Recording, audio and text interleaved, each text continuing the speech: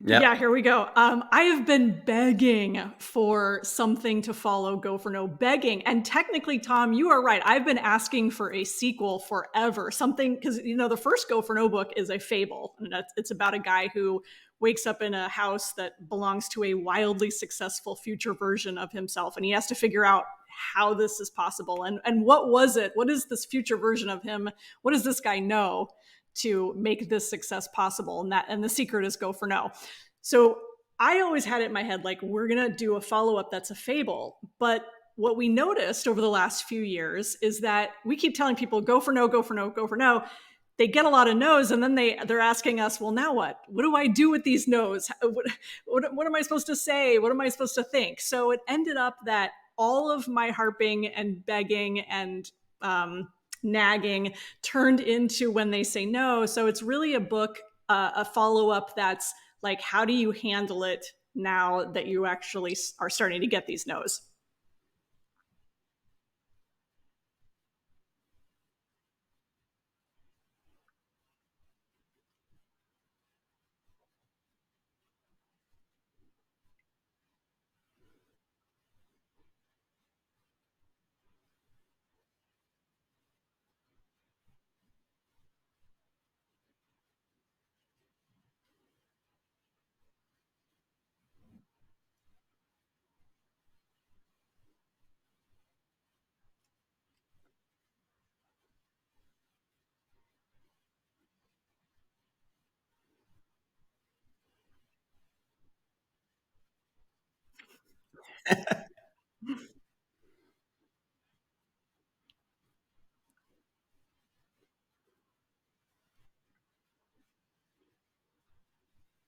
Sure. Well, the primary premise to Go for No is that you should be increasing your failure rate if you want to be successful, as compared to decreasing your failure rate. And I say that based on the idea that most people, when they try to do anything, whether they're a salesperson trying to sell a product, or they're in network marketing and they're trying to sponsor somebody, they think when they wake up in the morning that their function is to go out and get as many yeses as possible, while simultaneously trying to avoid no. And anybody who's successful will tell you that's a recipe for a mediocre income, and for perhaps an average life. The above average person understands that yes and no are not opposites; they are opposite sides of the same coin. They are a package deal, that you can't get a lot of yeses and get big yeses in your life unless you're going to increase the number of times you hear the word no, and you're going to take a few more chances, maybe going after some fish that are a little bigger than you're comfortable with, and sometimes they're going to get away. But if you will just have faith that if you increase the number of no's, you'll increase the yeses. And there's a great story. This young man approached Tom Watson, the founder and president of IBM, and he said, Mr. Watson, what do I do in order to become more successful? He said, double your failure rate. Well, I mean, that's it. Now the question is, what did the kid do? did did he understand that, or did he just like, well, that's dumb, and then just kind of go on his merry way? People who get to really understand Go for No have extraordinary results.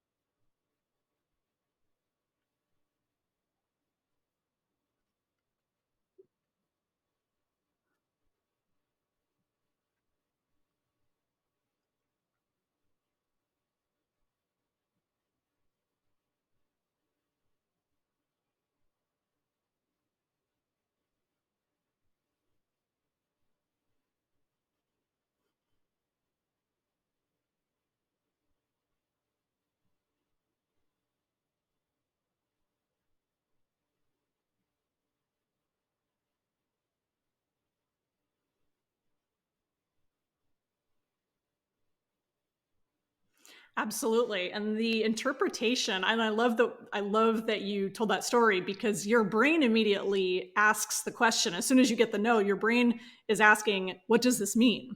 And so how you answer that question is going to determine what you do next.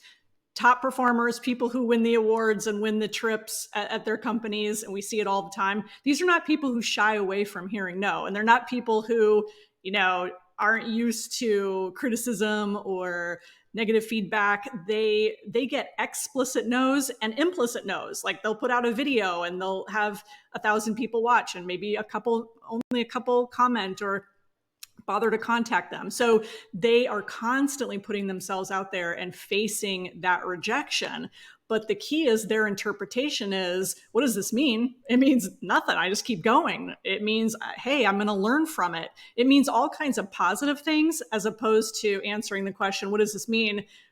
And if your brain is working overtime, your brain can trick you and say, what does this mean? Like you're going to be living under the freeway overpass like today. This is so dangerous. You really, oh, you're such an idiot. I can't believe you put yourself in this position to get rejected. And that's just your brain trying to protect you. We have to rewire that. Oh, good.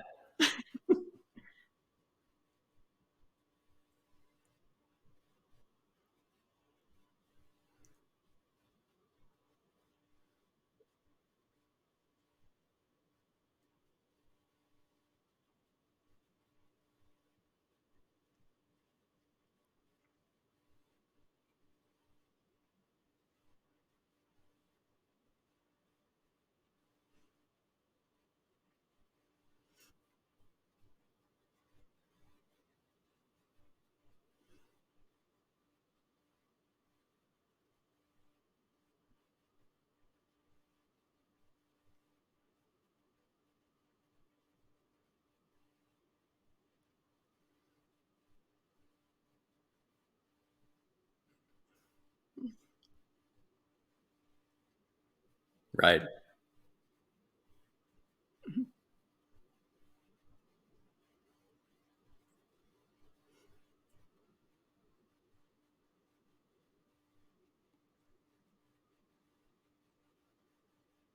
Yeah.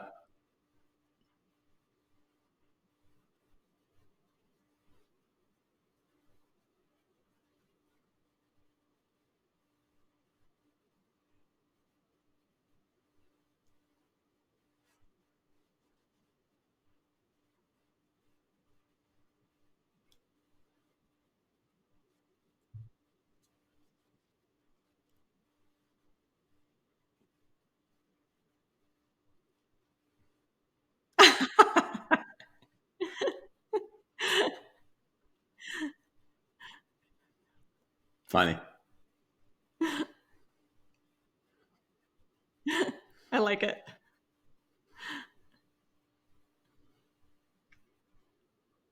Well, I have something kind of funny to tell you real quickly. When we first wrote the book, we tried to get it published through a traditional New York publisher. We had a long talk with a major publishing company. I won't mention the name, Simon and Schuster, um, and and they said, "Oh yeah, we're going to publish it. We're going to publish it. We'll fax you the offer on Monday." Monday comes and goes. We don't get the offer. So we call our agent. What's the problem? Their analysis department determined that this was a niche book that would never sell more than 5,000 copies, and 5,000 copies is where they break even. So no deal. Well, we decided to self-publish the book and just do it ourselves. So 500,000 copies sold later, Simon and Schuster might be questioning what a niche is. First off, I hate the word niche, but this is something that affects everybody. Everybody has this issue, and everybody needs to approach it better.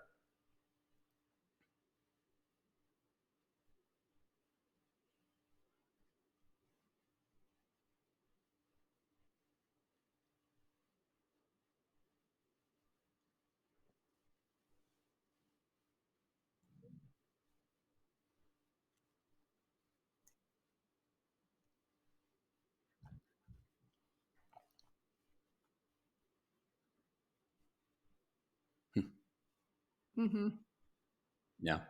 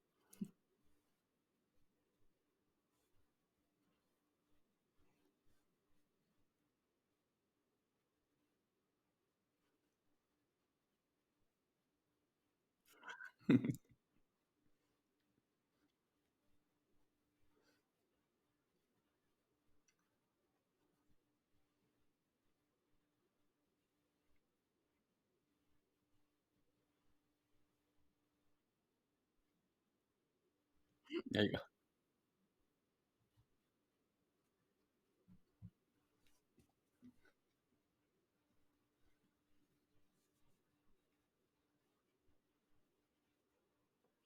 Yay. Yay. Thanks, everybody.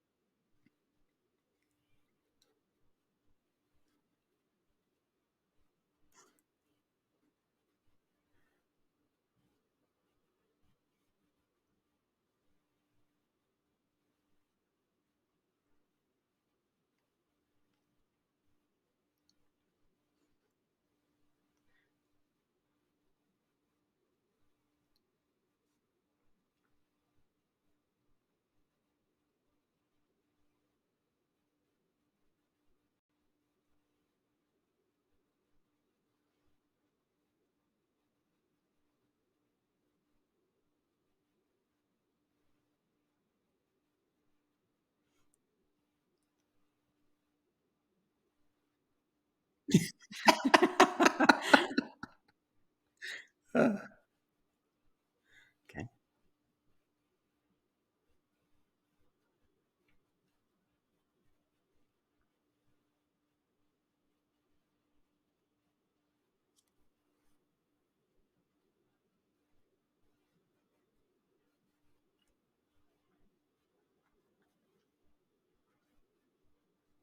So there's four parts. The first part is just called the power of no, and that is kind of framing, like Richard did in the beginning of the show here, framing what go for no means and the idea that you should look at no positively and all of that. The heart of the book is the when they say no piece, which is 41, I guess what you'd call strategies. It's really either something to think, something to do, or something to say, or sometimes a combination of all of those. It's like almost like a menu. So you get to know, you could literally flip to any one of these 41 strategies and say, okay, is this something that can help me here? They're all they're all very practical, tactical in nature, and so like one of my favorites is, and this is a real simple one, but it's powerful. It's change your state. When you get a no, we get asked this all the time.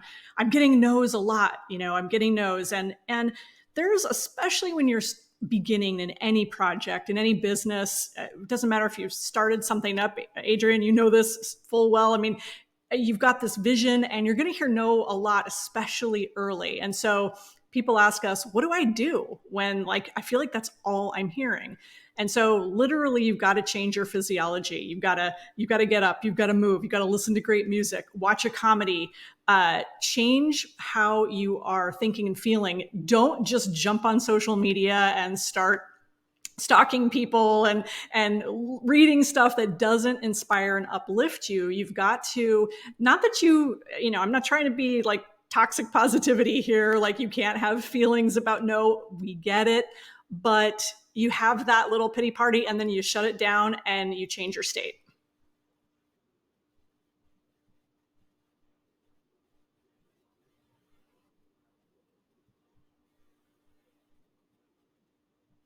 No, soon.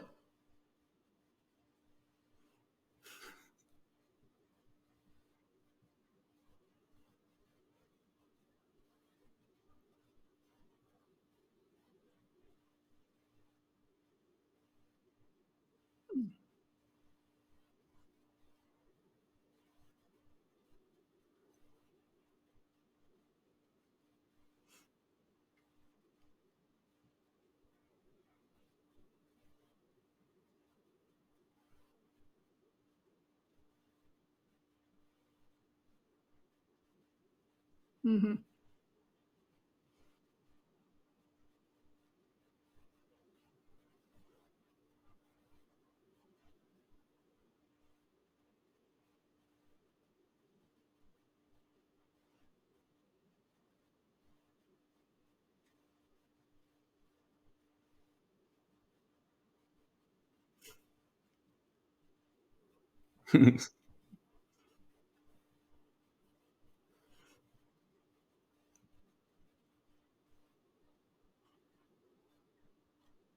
Sounds delicious.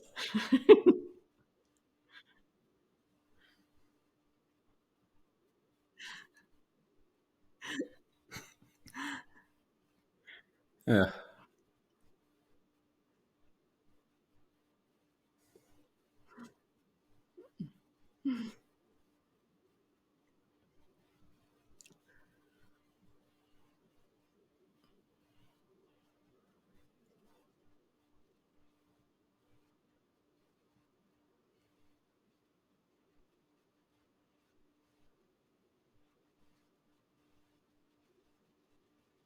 Mm.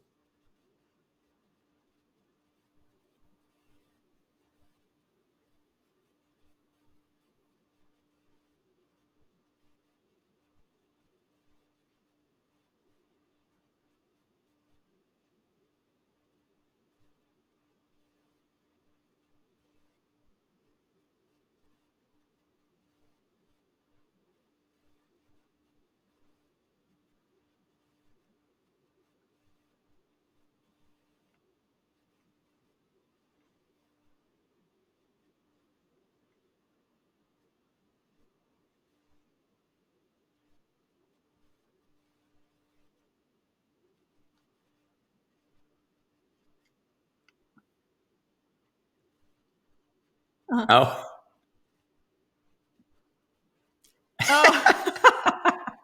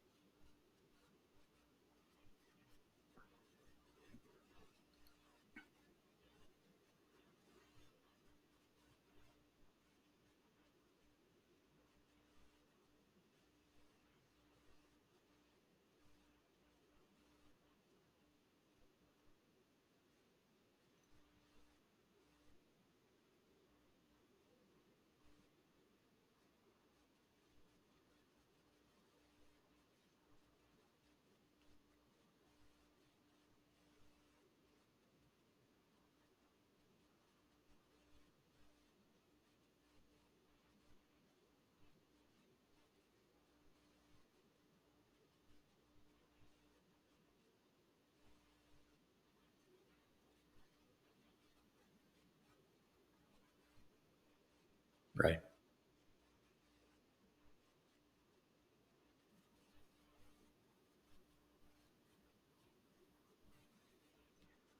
Right. Well, first off, I am your classic friend salesperson by nature. I started there. I was always concerned with what the other person was thinking and feeling and if they were going to like me. And so, therefore, I would never take a chance by, quote, pushing too hard.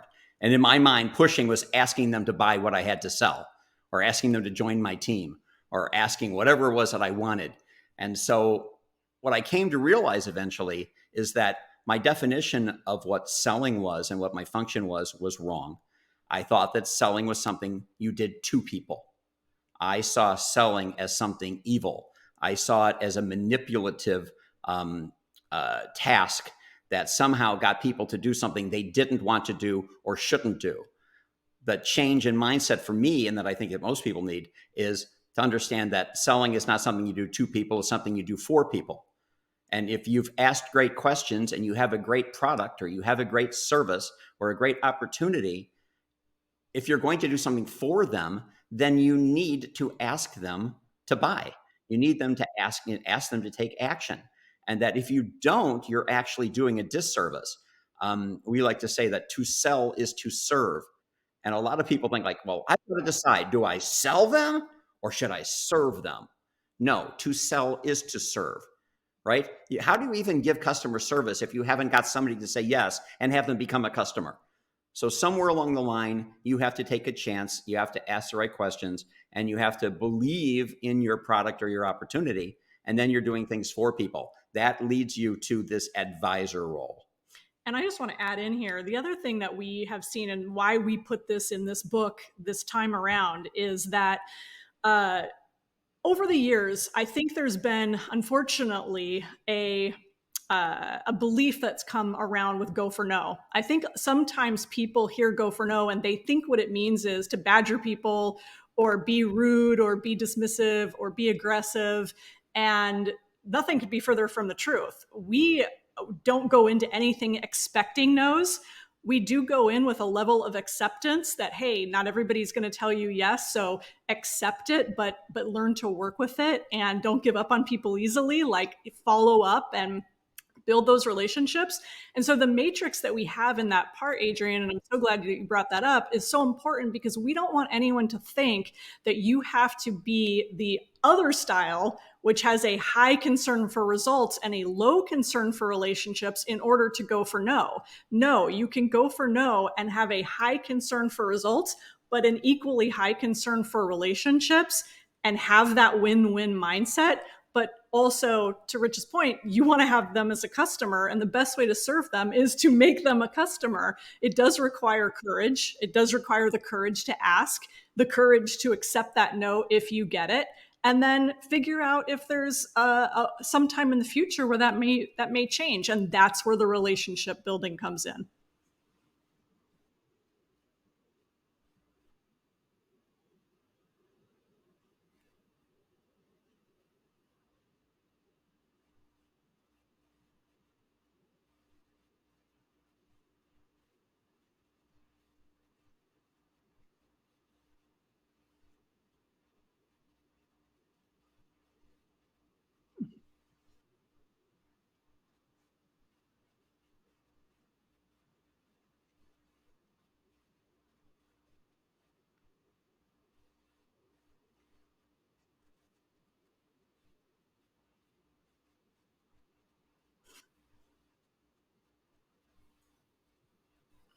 That's right.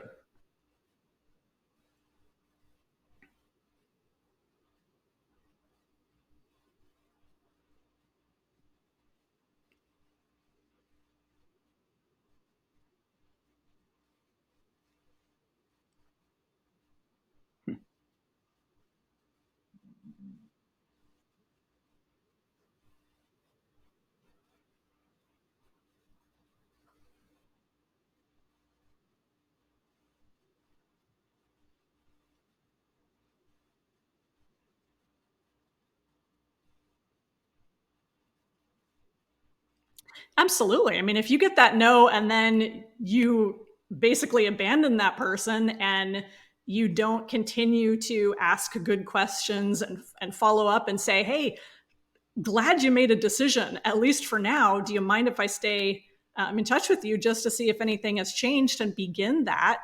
Then you have a chance, and it may turn into nothing, right? You may go years, but that doesn't matter. The key is that you stay engaged, because if you just assume that no, all, and this is one of the principles in the new book, is, no doesn't always mean never. No often means not yet. We don't know who will eventually turn into and make the yes decision. So we treat everyone equally, build relationships with everybody, and just help them make the best decision.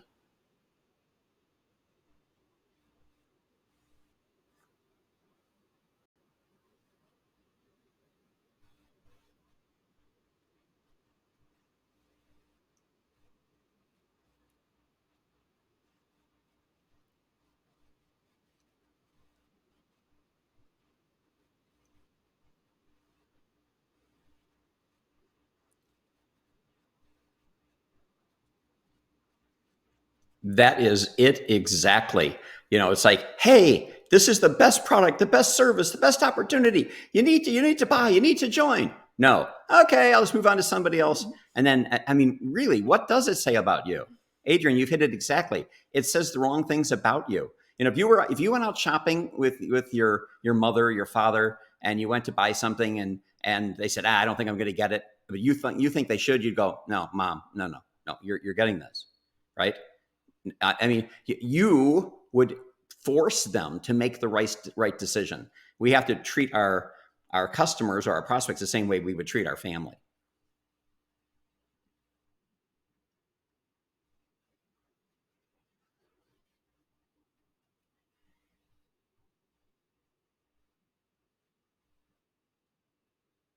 Mm.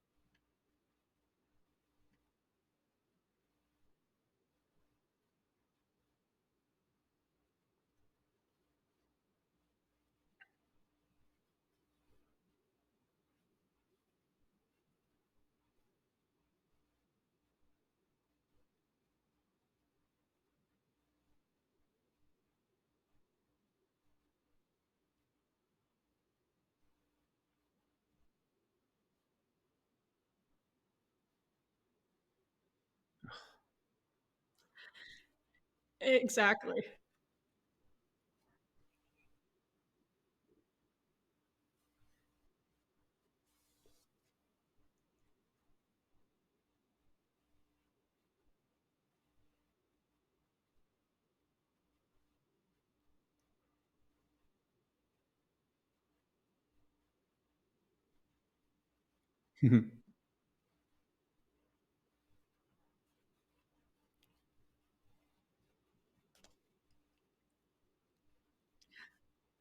Oh, well, I just wanted to add, that's the funny thing, Adrian, you alluded to this about the idea that some people might think that these tools or tools at all are manipulation. And my question is, so would you rather have somebody who just doesn't care and makes no attempt to get to know you and utilize a system or tools, or would you rather that know that somebody cares enough to take the time to learn about you and learn and utilize and spend time and money and effort to get to know you? I mean, really, what I don't understand the pushback sometimes when people say like, "Oh, remembering people's names is manipulation," or and using these tools is manipulation.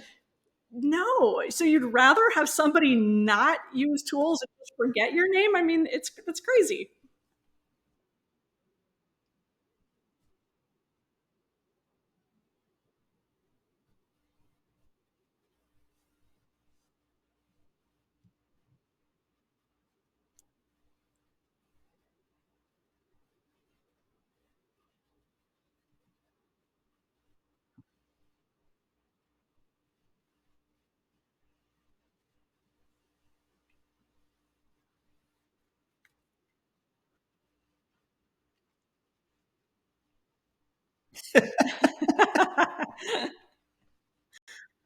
Oh.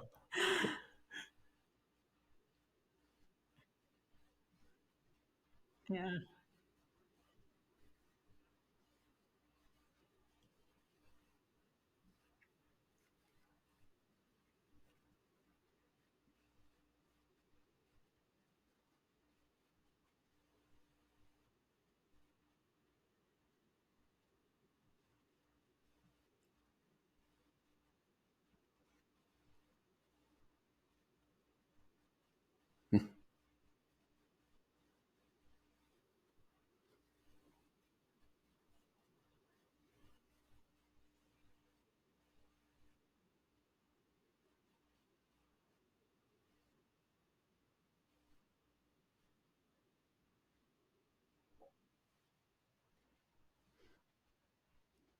Hmm. We absolutely will come back. Do you want to talk about not taking no personally? You Um, want to talk about the yeah, I think that probably the central issue for most people is that they have not separated themselves from the product or the service or the opportunity they're offering. They take a no personally. They think the no is somehow a reflection on them as an individual, and of course that could happen. I mean, people do reject people because they don't like them, but that's the rarity. Generally it's not. It's the price, the size, the timing's wrong. It's too big. It's too little. It's too light. It's too dark. I don't have the money. I have to ask my spouse. There's usually something else going on. It's not the individual. And what we like to make the analogy is, can you imagine a customer walks into a Baskin Robbins 31 flavors ice cream store, and they walk up to the counter and they say, I'll have a scoop of butter pecan. And can you imagine the vanilla ice cream going, oh no, I've been rejected. How come they don't like me? Well, it has nothing to do with you. It's customer preference. It's customer preference. People prefer certain things. And the reality is the next customer is going to come in and want a scoop of vanilla. So did that mean that you're now fantastic? No, again, there's customer preference, there's timing, there's so much that goes into it. So no very rarely has anything to do with you. It has to do with something that's going on in the prospect's life or in their head. It's not, it's almost never about you. right. Well, and just to dovetail on this, because this is what is always on my heart when it comes to rejection. And when I really got this, and I got it from reading a book called The Four Agreements, which I felt so encapsulates. There's a part of one of the agreements is not to take things personally. And because I was somebody who really did, and also a people pleaser and all of that. And when I learned that rejection and really anything that other people do isn't about me, it's about them, even when it has to do with me, that was so freeing. So, rejection, a no, isn't about you, even if it's about you. It's still about them. And when you get that, you will have a level of personal freedom that just helps you detach from needing that approval and being that people pleaser to where you can really explode your results. But not only that, just your personal, I guess, serenity and confidence.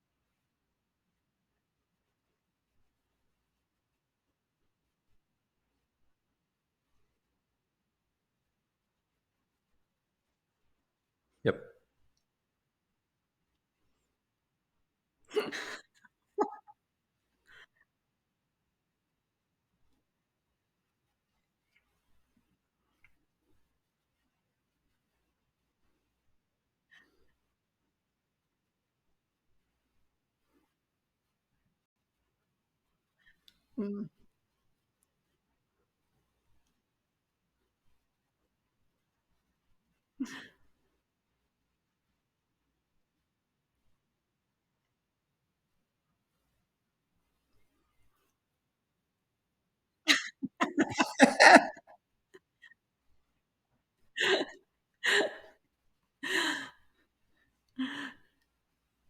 You get tortured.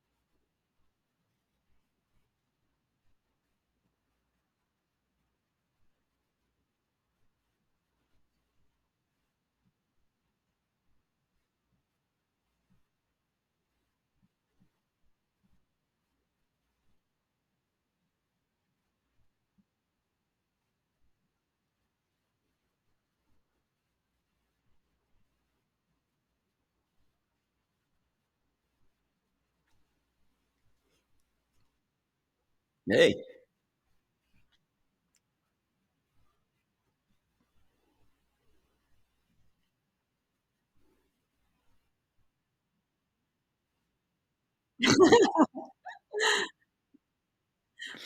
Oh.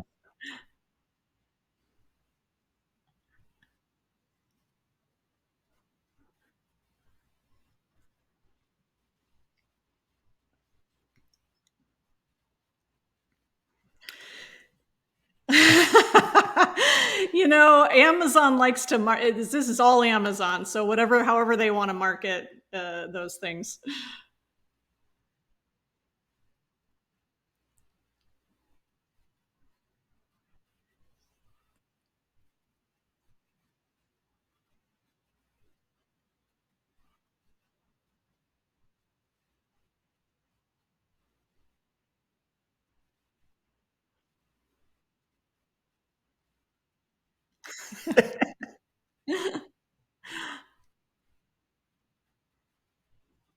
Uh, that's great.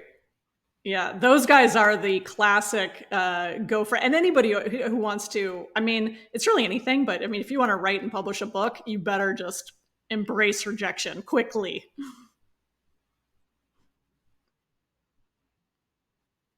Yeah, Thanks. super fun, you guys.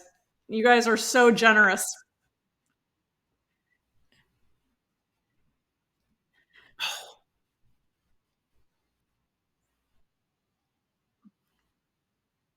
No, no, no, no. Yeah, we will absolutely do that, and that's because I had to order off of Amazon just to get it to you guys in time. So yes.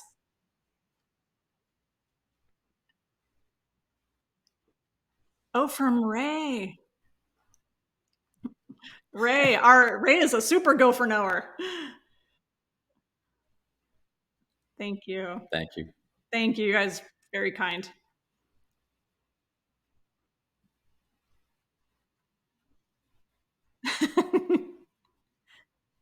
Uh oh. Hey, we'll Love you talk. guys too. Thanks so much.